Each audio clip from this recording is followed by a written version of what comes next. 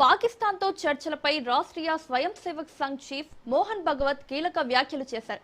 దత్తాత్రేయ హోసబలే చేసిన వ్యాఖ్యలను ఆయన సమర్థించారు. ఆర్ఎస్ఎస్ శతాబ్ది ఉత్సవాల సందర్భంగా తిరువనంతపురంలో జరిగిన కార్యక్రమంలో మోహన్ భగవత్ పాల్గొన్నారు. మనం హిట్లర్ లాంటి వాళ్ళం కాదు, అది మన స్వభావం కూడా కాదన్నారు.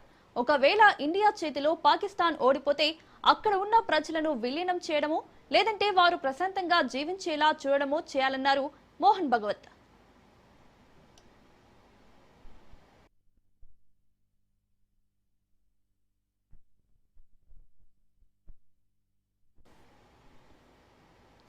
దేశ విభజన జరగడం తప్పని భావించే ప్రజలు పాకిస్తాన్లో చాలా మంది ఉన్నారు. ద్విజాతి సిద్ధాంతం తప్పని, కలిసి ఉంటేనే బాగుండేదనే భావన పాకిస్తానీయుల్లో అంతర్గతంగా బలంగా పెరుగుతోంది. ఏ దేశంతోనైనా విదేశీ సంబంధాల విషయంలో ఆర్ఎస్ఎస్ కు ప్రత్యేక విధానాలు ఉండవని, కేంద్రం తీసుకునే నిర్ణయాలకే సంఘ్ కట్టుబడి ఉంటుందని మోహన్ భగవత్ స్పష్టం చేశారు. ఆర్ఎస్ఎస్ ప్రపంచంలోనే అతిపెద్ద స్వచ్ఛంద సంస్థ అయినప్పటికీ అత్యంత అపార్థానికి గురైన సంస్థ కూడా ఇదేనని ఆయన వ్యాఖ్యానించారు. బయట నుండి చూస్తే సంఘ్ అర్థం కాదని, లోపలికి వచ్చి అనుభవపూర్వకంగా తెలుసుకోవాలని కోరారు మోహన్ భగవత్.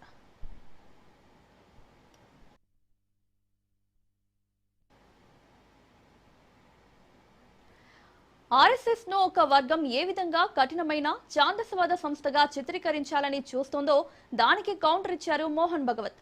ఒకవేళ భవిష్యత్తులో భారత్ కు పాకిస్తాన్ కు యుద్ధం వస్తే అందులో ఇస్లామాబాద్ ఓడిపోతే ఢిల్లీ ఏం చేయాలి అనే విషయంపై మాట్లాడారు. అదే సమయంలో అఖండ భారత్ సిద్ధాంతాన్ని తెరపైకి తెచ్చారు. మొత్తానికి ఆర్ఎస్ఎస్ చీఫ్ చేసిన వ్యాఖ్యల సారాంశం ఒక్కటే: శత్రువునైనా క్షమించే గుణం హిందూ సమాజానికి ఉంది. పాకిస్తాన్ పాలకులు మారకపోయినా అక్కడి ప్రజల ఆలోచనలు మారుతున్నాయి. కాబట్టి చర్చల తలుపులు ఎప్పుడూ తెరిచే ఉంచాలన్నారు మోహన్ భగవత్. ఆయన వ్యాఖ్యలపై భవిష్యత్తులో రాజకీయంగా ఎలాంటి పరిణామాలు చోటు చేసుకుంటాయో చూడాలి.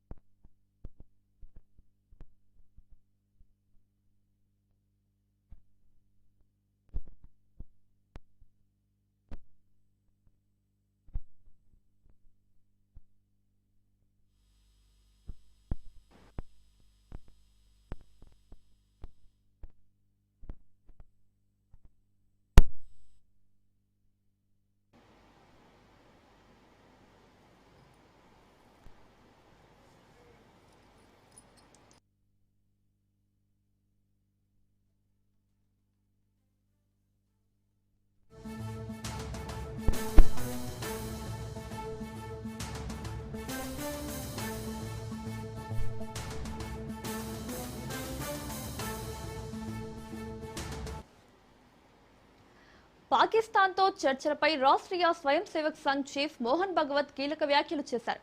దత్తాత్రేయ హోసబలే చేసిన వ్యాఖ్యలను ఆయన సమర్థించారు. ఆర్ఎస్ఎస్ శతాబ్ది ఉత్సవాల సందర్భంగా తిరువనంతపురంలో జరిగిన కార్యక్రమంలో మోహన్ భగవత్ పాల్గొన్నారు. మనం హిట్లర్ లాంటి వాళ్ళం కాదు, అది మన స్వభావం కూడా కాదన్నారు. ఒకవేళ ఇండియా చేతిలో పాకిస్తాన్ ఓడిపోతే అక్కడ ఉన్న ప్రజలను విలీనం చేయడమో లేదంటే వారు ప్రశాంతంగా జీవించేలా చూడడమో చేయాలన్నారు మోహన్ భగవత్.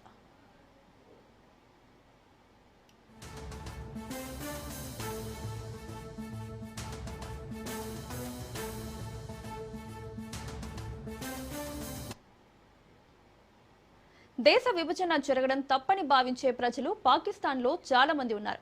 ద్విజాతి సిద్ధాంతం తప్పని, కలిసి ఉంటేనే బాగుండేదనే భావన పాకిస్తానీయుల్లో అంతర్గతంగా బలంగా పెరుగుతోంది. ఏ దేశంతోనైనా విదేశీ సంబంధాల విషయంలో ఆర్ఎస్ఎస్ కు ప్రత్యేక విధానాలు ఉండవని, కేంద్రం తీసుకునే నిర్ణయాలకే సంఘ్ కట్టుబడి ఉంటుందని మోహన్ భగవత్ స్పష్టం చేశారు. ఆర్ఎస్ఎస్ ప్రపంచంలోనే అతిపెద్ద స్వచ్ఛంద సంస్థ అయినప్పటికీ అత్యంత అపార్థానికి గురైన సంస్థ కూడా ఇదేనని ఆయన వ్యాఖ్యానించారు. బయట నుండి చూస్తే సంఘ్ అర్థం కాదని, లోపలికి వచ్చి అనుభవపూర్వకంగా తెలుసుకోవాలని కోరారు మోహన్ భగవత్.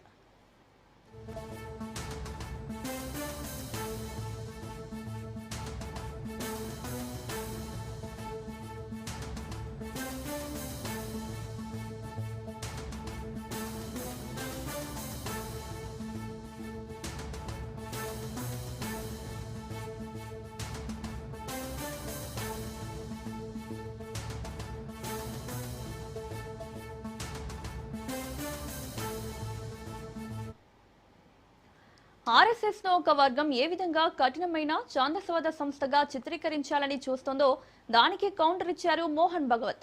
ఒకవేళ భవిష్యత్తులో భారత్ కు పాకిస్తాన్ కు యుద్ధం వస్తే అందులో ఇస్లామాబాద్ ఓడిపోతే ఢిల్లీ ఏం చేయాలి అనే విషయంపై మాట్లాడారు.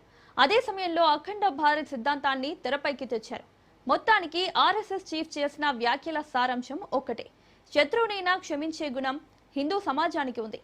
పాకిస్తాన్ పాలకులు మారకపోయినా అక్కడి ప్రజల ఆలోచనలు మారుతున్నాయి. కాబట్టి చర్చల తలుపులు ఎప్పుడూ తెరిచే ఉండాలన్నారు మోహన్ భగవత్. ఆయన వ్యాఖ్యలపై భవిష్యత్తులో రాజకీయంగా ఎలాంటి పరిణామాలు చోటు చేసుకుంటాయో చూడాలి.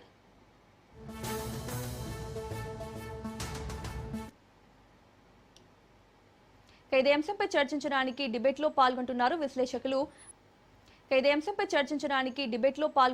విశ్లేషకులు బండారు రామ్మోహన్ రావు గారు. నమస్తే సార్. నమస్తే మౌనిక్ గారు, చెప్పండి. రామ్మోహన్ రావు గారు, దశాబ్దాలుగా పాకిస్తాన్ పట్ల కఠిన వైఖరిని అవలంబించే ఆర్ఎస్ఎస్ ఇప్పుడు చర్చల తలుపులు తెరిచే ఉంచాలి అని చెప్పి మాట్లాడుతున్నారు. సో ఈ మాటల వెనుక ఉన్న బలమైన ఉద్దేశం ఏంది? మౌనిక్ గారు, మీకు అట్లాగే రాజ్ న్యూస్ ప్రేక్షకులు నమస్కారం. 2 నిమిషాలు ఉంటుంది. మొదటి నుంచి కూడా ఆర్ఎస్ఎస్ అభిప్రాయాలు కేంద్రం ప్రభుత్వంలో ఎవరున్నా సరే వాళ్ళ అభిప్రాయం ఒకరిమే ఉన్నాయి. ఒక దిశలో చెప్పాలంటే 75లో ఎమర్జెన్సీ విధించినప్పుడు ఆర్ఎస్ఎస్ ఒక రకంగా చెప్పాలంటే అప్పుడు ఇందిరాగాంధీని సమర్థించింది కూడా. అంటే అక్కడ మరి ఇందిరాగాంధీ కాంగ్రెస్ కదా, మరి బీజేపీ భావజాలం ఉండాలి కదా అనే మాట వస్తే ఆనాడు ఆర్ఎస్ఎస్ పూర్తిగా పాకిస్తాన్ యుద్ధం కానీ 71 జరిగిన యుద్ధం తర్వాత సమర్థించే పని చేసింది. కనుక కేంద్ర ప్రభుత్వం ఇంతకుముందు మోహన్ భగవత్ గారు అన్న మాట ఏదైతుందో, కేంద్ర ప్రభుత్వం ఏదంటే అదే విదేశాంగ విధానం, దాన్ని వ్యతిరేకించేది పొమ్మని. కనుక ఆనాడు కాంగ్రెస్ ఉన్నా, ఇవాళ బీజేపీ ఉన్నా, ఏమున్నా దానికి ఒక సిద్ధాంతం ఉంది, దాని రకంగా. అట్లా ఇంకో మాట కూడా వారన్నారు, ఆర్ఎస్ఎస్ ను బయట నుంచి చూసేవాళ్ళు దృక్పథం వరకంగా ఉంటుంది, అట్లాగే లోపలికి వస్తే తెలుస్తుంది అని మాట. నేనైతే ఇప్పుడు కూడా ఆర్ఎస్ఎస్ కార్యక్రమాలు పాల్గొనలే, కానీ ఆర్ఎస్ఎస్ రకరకాలుగా చూసే దృక్పథాన్ని బట్టి ఉంటుందంటే నేను కూర్చున్నాను, నా వెనుక సోఫా కనబడుతుంది, మీకు నాకు మాత్రం మీరు కనపడ్డండి ఉంటుంది. అప్పుడు ఏమవుతుంది అంటే మన మాటలు కమ్యూనికేట్ చేస్తాయి. అందుకని మాటలు మాట్లాడేటప్పుడు జాగ్రత్తగా లేకపోతే దత్తాత్రేయ హోలే ఎవరైతే మాట్లాడిండ్రో ఆయన మాటలు ఇప్పుడు ఇవాళ మళ్ళీ మొత్తం వివాదానికి దారితీసింది. మళ్ళీ మోహన్ భగవత్ దాన్ని సమర్థించుకోవడం చేయడం, ఇవన్నీ కూడా దానికి వివరణ ఇవ్వడం, ఇంత దానికా వచ్చింది. ఎప్పుడు ఒక మాట మాట్లాడేటప్పుడు ఎవరైనా సరే, నేనైనా మీరైనా లేకపోతే చెప్పలే కానీ మాట్లాడేటప్పుడు ఆలోచించి మాట్లాడితే బాగుంటుంది. ఆలోచించకుండా మాట్లాడితే అప్పుడు ఏమవుతుందంటే దానికి అనేక రకాల అభిప్రాయాలు వస్తాయి. దాన్ని ఖండించడమో లేకుంటే దాన్ని మళ్ళీ సవరణ చేయడమో ఇవన్నీ చేయాల్సి వస్తుంది. కనుక ఏ కంటెస్ట్ లో అన్నది ఒకటి చూడాలి మనం అభిప్రాయాన్ని. అట్లాగే అన్న మాటల్ని మొత్తం కలిపితే ఒక రకంగా ఉంటుంది, అంటే మొదటి నుంచి ఆ ముక్క మాత్రమే కట్ చేస్తే ఇంకో రకంగా ఉంటుంది. కనుక మాట్లాడేటప్పుడు ఆర్ఎస్ఎస్ కానీ లేకపోతే ఎవరైనా సరే మాట్లాడేటప్పుడు కొంత సమయం పాటిస్తే బాగుండేది. ఇప్పుడు కొత్తగా అసలు పని లేని పని, యాక్చువల్గా ఇప్పుడు పాకిస్తాన్తో యుద్ధం లేదు, మనకు పాకిస్తాన్ కలుపుకుంటాం అనే మాట లేదు. అఖండ భారత్ లాంటి మాటలు అప్పుడప్పుడు విశ్వ హిందూ పరిషత్ కానీ లేకపోతే ఆర్ఎస్ఎస్ మాట్లాడినా కూడా అంతకంటే పిచ్చి పని లేదని నేను. ఎందుకంటే ఇప్పుడున్న సమస్యలు సరిపోవా మనకు. పాకిస్తాన్ కలుపుకుందామా, గాంధార్ దేశం నుంచి బర్మా దాకా మనదే అంటే ఇప్పుడు అదంతా వట్టి మాట, వచ్చి పిలాపన అంటున్నాం. ఎందుకంటే ఉన్న దేశాన్ని మనం కాపాడుతున్నాం, కొత్తగా సమస్యలు తెచ్చుకోవద్దు, కొత్తగా మనం కలుపుకుంటాము తీసుకుంటాము అని మాట్లాడద్దు. ఒకటి మాత్రం నిజం ఏంటంటే ఆక్రమిత కాశ్మీర్ విషయంలో అది వేరుగా ఉంది. ఆక్రమిత కాశ్మీర్ విషయంలో పీఓకే విషయంలో మొదటి నుంచి కూడా దాన్ని కలుపుకుందాం అనే భావన ఉన్నది. అది కలిపితే దానికి యుద్ధం వచ్చి రాకుండా ఎట్లా చేయొచ్చు, ఏ రకంగా చేయొచ్చు, ప్రజలు కోరుకుంటున్నారో లేదా అది వేరు. కానీ వాళ్ళ పాకిస్తాన్ కలిస్తే ఎట్లా ఉంటుంది, పాకిస్తాన్ ప్రజలు కలుపుకోవచ్చు, ఇట్లాంటి మాటలు ఏమైందంటే అనవసరంగా ఇప్పుడు కొత్త వివాదాన్ని దారితీస్తున్నాయి. ఇప్పుడు మరొక రాజకీయ కోణాన్ని కూడా చూపించే ప్రయత్నం చేస్తున్నాయి. ఆర్ఎస్ఎస్ మాట్లాడిన దానికి, దత్తలతే హోలే మాట్లాడిన దానికి వివరణ ఇవ్వాల్సిన అగత్యం మోహన్ భగవత్కి వచ్చింది. ఈ వివాదం ఇంకా పెరగక ముందే చాలా వరకు సమన్వయం పాటించి వరకు చెప్పాలంటే వివరణ ఇచ్చిన మోహన్ భగవత్ అభినందిస్తూనే దీనికంటే ఎక్కువ మళ్ళీ వివాదం చేయకుండా బాగుంటుందని నా ఉద్దేశం. ఓకే రామ్మోహన్ రావు గారు, ఇప్పుడు ద్విజాతీయ సిద్ధాంతం విఫలమైందనే భావన పాకిస్తాన్ లో పెరుగుతోందని చెప్పడానికి స్పష్టమైన ఆధారాలు వీరి దగ్గర ఏమైనా ఉన్నాయా? అదే కదమ్మా, ఇప్పుడు ఏమైందంటే కొన్నిసార్లు మాట్లాడేటప్పుడు చాలా జాగ్రత్తగా మాట్లాడాలి. ఇప్పుడు సర్వే చేయలేదు, ఒక రకంగా వెబ్సైట్ నిర్వహించమన్నారు. మొన్నటి దాకా అయితే కాశ్మీర్లో 370 ఆర్టికల్ రద్దు చేసేదాకా అసలు కాశ్మీర్ ను మనకు మన భాగం కాదు, అక్కడ వెబ్సైట్ నిర్వహించాలనే భావాన్ని ఉండేది. కానీ చూశారు కదా 370 ఆర్టికల్ రద్దు తర్వాత చాలా మేలే జరిగింది, పెద్ద నష్టం జరగలేదు కదా. ఇవాళ పోయిన ఆ గొడవలకు కారణం బయటకు వచ్చిన కశ్మీరీ పండితులు కూడా మళ్ళీ వాళ్ళ ఆస్తులు స్వాధీనం చేసుకొని పోగలుగుతున్నారు. అట్లాగే ఆక్రమిత కాశ్మీర్ లో కూడా మొన్న ఆపరేషన్ సింధూర్ తర్వాత చాలా మార్పు వచ్చిందని అక్కడ ప్రజలు పాకిస్తాన్ ప్రభుత్వం మీద పెద్ద ఎత్తున తిరుగుబాటు చేసిన సంగతి కూడా వచ్చింది అంతవరకే. కానీ పాకిస్తాన్ ప్రజలు కోరుకుంటున్నారు అంటే ఎట్లా అంటున్నారు, ఏ ఆధారంగా మాట్లాడింది ఆయన అనే మాట వస్తుంది ఒకటి. రెండోది ఏంటంటే నాకు కూడా నేను వాగా బార్డర్ 2-3 సార్లు పోయాను. వాగా బార్డర్ ఒక కథ కూడా రాసింది. ఇక్కడ ఏంటంటే ప్రజల మధ్య శత్రువులు ఇప్పుడు లేదు అప్పుడు లేదు అంటారు, పాలకులే శత్రుత్వం పెట్టారు అంటారు. ఆనాడు ఓ రకంగా చెప్పాలంటే కొన్ని మాటలు కూడా నాయకుల మీద కూడా ప్రజలు కడతారు కూడా. గాంధీ బయటే గద్దెపై, జిన్నా బయటే గొద్దెపై అని కూడా ఒక నినాదాన్ని అప్పుడు లేవదీసిన సందర్భం చూసినాం. గాంధీ ఒక మహానాయకుడు, జిన్నా కూడా ఒక నాయకుడే. నిజాతి సిద్ధాంతం పేరు మీద ఆనాడు విభజనకు వ్యతిరేకించే ఈ దేశం విభజన కావద్దు, ఇప్పటికే చాలా దేశం ముక్కలైపోయింది, బ్రిటిష్ వాళ్ళ పుణ్యమాన్ని కనీసం ఇంత కలిసినాము, ఇది ఉండాల్సిందే, కలిసే ఉండాలని గాంధీ గారు ఆనాడు స్వాతంత్రం వచ్చిన రోజు గాంధీ గారు ఢిల్లీలో స్వాతంత్ర సమరాలు పాల్గొనలేదమ్మా. కనుక ఆయన ఎక్కడున్నాడు, కలకత్తాలో పెద్ద ఎత్తున మారణహోమం జరుగుతుంటే ముస్లింలు హిందువులు కొట్టుకొని చస్తుంటుంటే అక్కడికి పోయి ముస్లిం ప్రాంతంలో ఒక నమాజ్ చేసి అక్కడ సత్యాగ్రహం చేసి అక్కడ ఉన్న కలకత్తాలో ఒక ముస్లిం డామినేట్ ప్రాంతంలో ఉన్నారు. ఆయన రావద్దు ఇక్కడికి, నువ్వు చేయంగానే పోయింది అని చెప్పి చాలా మంది విభజన వ్యతిరేకులందరూ ఆయన మీద దాడి చేసే ప్రయత్నం చేస్తుంటే కూడా నిబ్బరంగా అక్కడే ఉన్నారు. ఆయన పోలీస్ రక్షణ కూడా కల్పించాల్సి వస్తుంది గాంధీకి. అంటే నిజాతి సిద్ధాంతం మీద విద్వేషాల పునాదిపై ఏర్పడ్డ పాకిస్తాన్ కాదంటలేదు, విద్వేషాల పునాదిపై ఏర్పడిన దాన్ని ఇప్పుడు మానిన గాయాన్ని మళ్ళీ రేపడం ఎందుకు, ప్రజలు కోరుకోవడం లేదు తర్వాత సంగతి నిజమే కదా. అందుకనే ఇక్కడ ఇవన్నీ ఇప్పుడు మాట్లాడడం వల్ల కొత్త వివాదాన్ని దారిసినట్టయింది. ఆర్ఎస్ఎస్ పట్ల ఈ మధ్యన కొంచెం సానుకూల దృక్పథం వస్తుంది ప్రజల్లో, దేశంలో కూడా. దాని మీద ఏముందో చాలా మంది ఆర్ఎస్ఎస్ అంటే ఒక అంటరానిది అనే మాటను ఇప్పటిదాకా వాడే ప్రయత్నం చేశారు. కానీ మెల్లమెల్లగా ఆర్ఎస్ఎస్ పట్ల అపోహలు దొరుకుతున్న క్రమంలో ఇట్లాంటి దత్తరథ్ యెహోవా లాంటి వాళ్ళు మాట్లాడడం వల్ల ఇప్పుడు ఏమైందంటే మళ్ళీ మోహన్ భగవత్ లాంటి వాళ్ళు వివరణ ఇవ్వాల్సి వస్తున్నది. ఇది మరింత వివాదానికి దారితీయకముందే ఏ కంటెస్ట్ లో ఉన్నారు, ఎట్లా అన్నారు, మరింత వివరణ ఇస్తే బాగుంటది అన్న ఉద్దేశం. లేకపోతే ఈ చిలికి గాలివానగా మారి ఇప్పుడు బీజేపీకి వ్యతిరేకులు లేకుంటే బీజేపీ వాళ్ళు రెండో వాడుకుంటారు. బీజేపీ వాళ్ళు ఏమో దీన్ని సమర్థించే ప్రయత్నం చేస్తారు, వ్యతిరేకులు ఏమో పూర్తిగా దీన్ని వ్యతిరేకించే ప్రయత్నం చేస్తారు. ఆర్ఎస్ఎస్ మీద మాట్లాడుతున్న మాటలందరికీ మరింత ఊతమిచ్చినట్టు మరో కొత్త ఆర్ఎస్ఎస్ విమర్శించే వారికి కొత్తగా ఊతమించే ప్రయత్నం అయితే చేశారని నేను అనుకుంటున్నాను. అలాగే ఆర్ఎస్ఎస్ కు విదేశాంగ విధానం లేదని చెబుతూనే పాకిస్తాన్ పై తరచూ ఈ విధంగా వ్యాఖ్యలు చేయడం దేనికి సంకేతం అంటారు? నిజమే, విదేశాంగ విధానం లేదు ఆర్ఎస్ఎస్ కి. ఎట్లా ఉంటది, భారతదేశ విదేశాంగ విధానం ఎవరుంటే వాళ్ళు. నిజంగా చెప్పాలంటే ఆనాటి ప్రధాని నెహ్రూ నుంచి మొదలుకొని ఇవాళ మనకు మోడీ వరకు కూడా ప్రధానమంత్రులు ఎంతమంది వారిన, లాల్ బహదూర్ శాస్త్రి వచ్చినా, ఇందిరాగాంధీ గారు వచ్చినా, ఆ తర్వాత జనతా ప్రభుత్వం వచ్చినా, ఆ తర్వాత మనకు మళ్ళీ ఇందిరాగాంధీ గారు వచ్చిన, రాజీవ్ గాంధీ వచ్చిన, పివి నరసింహారావు వచ్చిన, ఆఖరి వాజ్పేయి, మళ్ళీ ఇప్పుడు మధ్యాహ్న మన్మోహన్ సింగ్, మోడీ 18వ ప్రధాని. ఇప్పటి వరకు మన అలీన విదేశాంగ విధానమే శ్రీరామ రక్ష. నేనన్నమాట కాదు. మొన్న ఇమ్రాన్ ఖాన్, పాకిస్తాన్ మాజీ అధ్యక్షుడు ఇమ్రాన్ ఖాన్, మాజీ ప్రధాని ఇమ్రాన్ ఖాన్ ఉన్నారు. భారతదేశం మనగలుగుతుందంటే వాళ్ళ విదేశాంగ విధానమే శ్రీరామ రక్ష. ఇవాళ యుద్ధాలు జరుగుతున్నా ఏం జరుగుతున్నా కూడా వాళ్ళు నిలిచి గెలుస్తున్నారు. పాకిస్తాన్ అట్లా కాదు. మొన్న పుతిన్, రష్యా అధ్యక్షుడు పుతిన్ కూడా అదే మాట అన్నారు. వాళ్ళు ఎవరితోని అంటగాగిన సమస్య లేదు, పాకిస్తాన్ తోని మాట్లాడొచ్చు, లేకపోతే అమెరికాతో ఉండొచ్చు, మాతో ఉండొచ్చు, చైనాతో ఉండొచ్చు, మాకేమీ అభ్యంతరం లేదు, మంచి మిత్ర దేశం అని పుతిన్, రష్యా అధ్యక్షుడు పుతిన్ కూడా మొన్న అన్నారు. అంటే మన విదేశాంగ విధానం ఆనాటి నుంచి ఈనాటి దాకా ఒకటే రకంగా నడుస్తుంది. కానీ ఇప్పుడు విదేశాంగ విధానం మీద కొత్తగా ఏం చెప్పేది ఏమున్నది?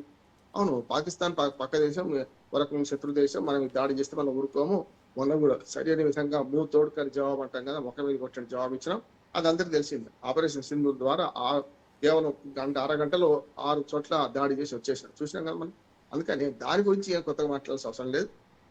అన్నట్టే మోహన్ భగవత్ గారు అంటే విదేశాంగ విధానం ఆర్ఎస్ఎస్ కు లేదు, ఏ ప్రభుత్వం ఉంటే వాళ్ళది విదేశాంగ విధానం. అట్లాగే హరియాణా విదేశాంగ విధానం దాటి ఒక్క మాట కూడా, ఒక్క ముక్క కూడా, మనం ఒక అడుగు కూడా పక్కన జరగలేదు. అప్పుడు ఇప్పుడు ఒకే రకంగా ఉన్నాం. అందుకని ఇప్పుడు ఇరాను అమెరికా యుద్ధం జరుగుతున్నాం, ఇరాను ఇజ్రాయెల్ యుద్ధం జరుగుతున్నాం. ఇరాను మన పక్షంలో మనకు సానుకూలంగా ఉంది, ఇజ్రాయెల్ కూడా, అంటే ఆగర్భ శత్రువులు కూడా మనకి ఇద్దరు కూడా మనకు సానుకూలంగా ఉన్నారు.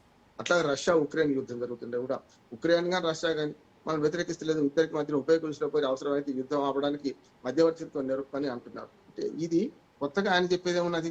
అందుకనే అనవసరంగా అడుసు దొక్కనేలా కాలు గడగలేనంటే ఇప్పుడు పాకిస్తాన్ ప్రజలు కలిసిపోతాం అనుకుంటున్నారు, కలిస్తే ప్రజలు కలుపుతున్నా ఈ మాట అనడం అనేది అనవసరం ముచ్చట. దీనివల్ల కొత్తగా వివాదం రేపించినట్టయితే ఇప్పటికే బీజేపీ ఒక రకంగా తక్కువ మెజార్టీతో ప్రభుత్వం అత్యవసర మెజార్టీతో ముఖ్యంగా మిత్రపక్షాల మీద ఆధారపడి నడుస్తున్నది. దానికి అనవసరంగా నష్టం చేసినట్టే అంటున్నాడు ఈయన వ్యాఖ్యలు. సో సంఘ్ చేసిన ఈ వ్యాఖ్యల వల్ల మోదీ ప్రభుత్వంపై ఒత్తిడి పెరుగుతుందంటారా? ఖచ్చితంగా అదే మాట చెప్పాను మౌనిక. అదే కదండి అనేది. అనవసరంగా మోడీ ప్రభుత్వానికి ఇప్పటికే కొన్ని ప్రశ్నలు ఎదురవుతున్నాయి. అంటే మెజారిటీ తక్కువ ఉండడం, ఆ మధ్యనే మహిళా బిల్లు డీలిమిటేషన్ కలిపి చేయడం వల్ల విమర్శలు ఎదుర్కోవడం, అది వీగిపోవడం చూసాం కదా మనం.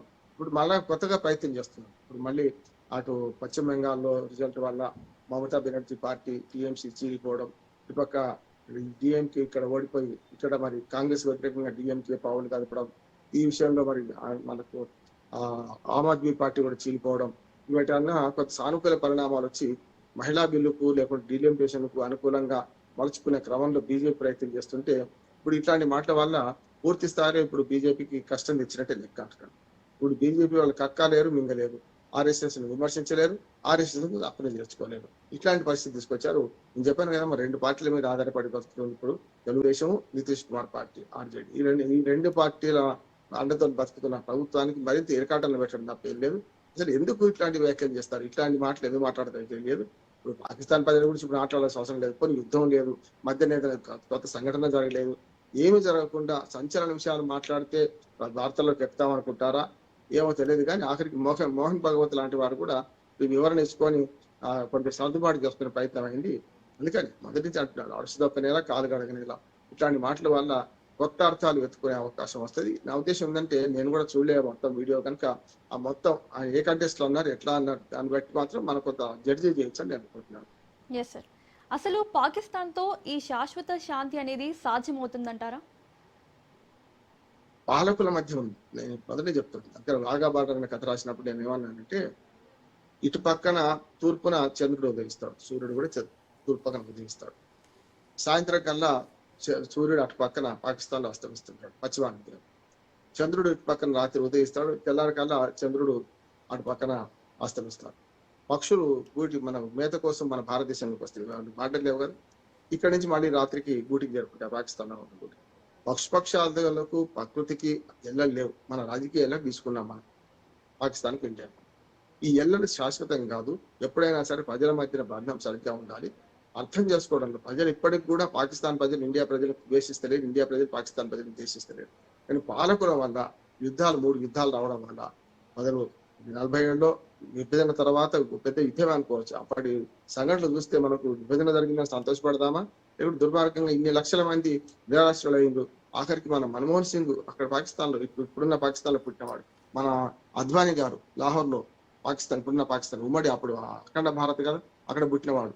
అటువంటిది చాలా మంది ఇక్కడికి పారిపోయి లేకుంటే శరణార్థులై వచ్చిన సందర్భం చూసినాం. అందుకని అదొక యుద్ధం లాంటిది, అంటే కాశ్మీర్ ఆక్రమణ ఆ యుద్ధం లాంటిది. రెండో యుద్ధం మనకు 65లో వచ్చింది. తర్వాత 71లో బంగ్లాదేశ్ అవతరణ యుద్ధం వచ్చింది. తర్వాత మొన్న కూడా తర్వాత కార్గిల్, మొన్న మన ఆపరేషన్ సింధూర్ చేసిన యుద్ధం, ఇవన్నీ చూస్తే మనకు పాకిస్తాన్ ఎప్పుడు ప్రజలు పాలకులు వాళ్ళ సమస్యలు సతమవుతున్నప్పుడు దాన్ని మళ్లించడానికి పాకిస్తాన్ ప్రజలను మభ్యపెట్టడానికి యుద్ధాలు తీసుకొస్తున్నారు.